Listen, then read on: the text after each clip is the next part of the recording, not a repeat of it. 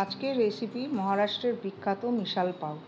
এর জন্য একটা শুকনো কড়াইয়ে নিয়ে নিতে হবে 2 চামচ ধনিয়া, 1 চামচ জিরে, 1 চামচ মৌরি এবং 3 থেকে 4টে শুকনো লঙ্কা, 8 থেকে 10টা গোলমরিচ,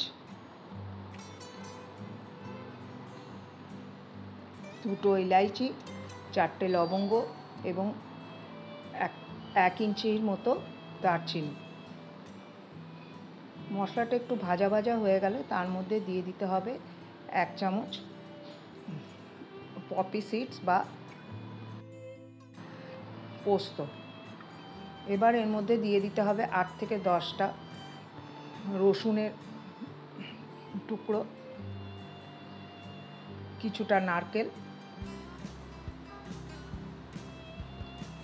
সবগুলো ভাজা হয়ে গেলে একটা জায়গায় আমরা নিয়ে নেব।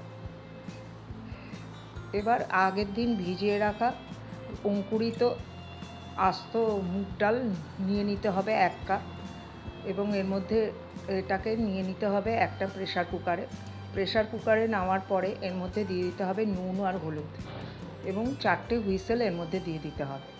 মশলাটা ঠান্ডা হলে একটা মিক্সির জারে নিয়ে সেটাকে ভালো করে গুঁড়ো করে নিতে হবে।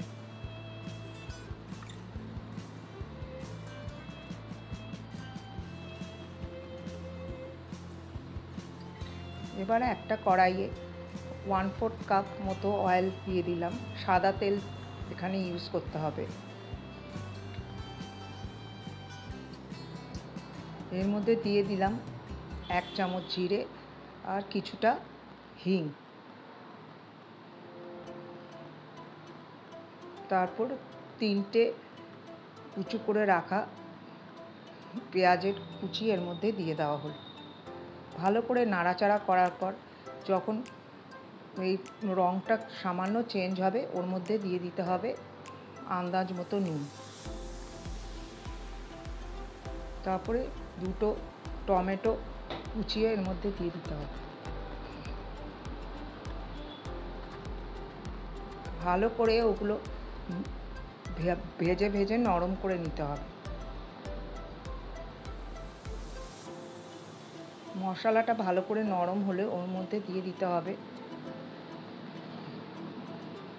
হলদি পাউডার 1 চামচ,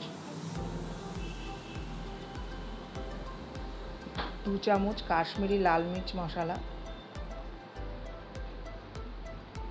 এবং 4 থেকে 5 চামচ ওই গুঁড়ো করে রাখা মশলাটা দিয়ে দিতে হবে। সবগুলো ভালো করে নেড়ে চেড়ে নিতে হবে এবং মশলা থেকে যখন তেল বেরোতে শুরু করবে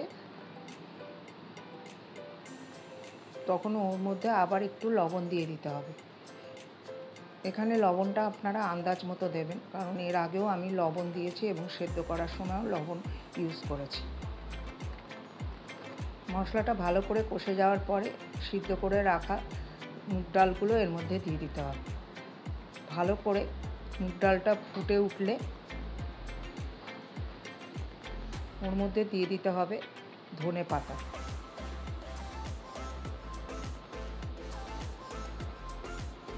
নামানোর একটু আগে অর্ধেকটা লেবুর রস এর মধ্যে চিপে দিতে হবে।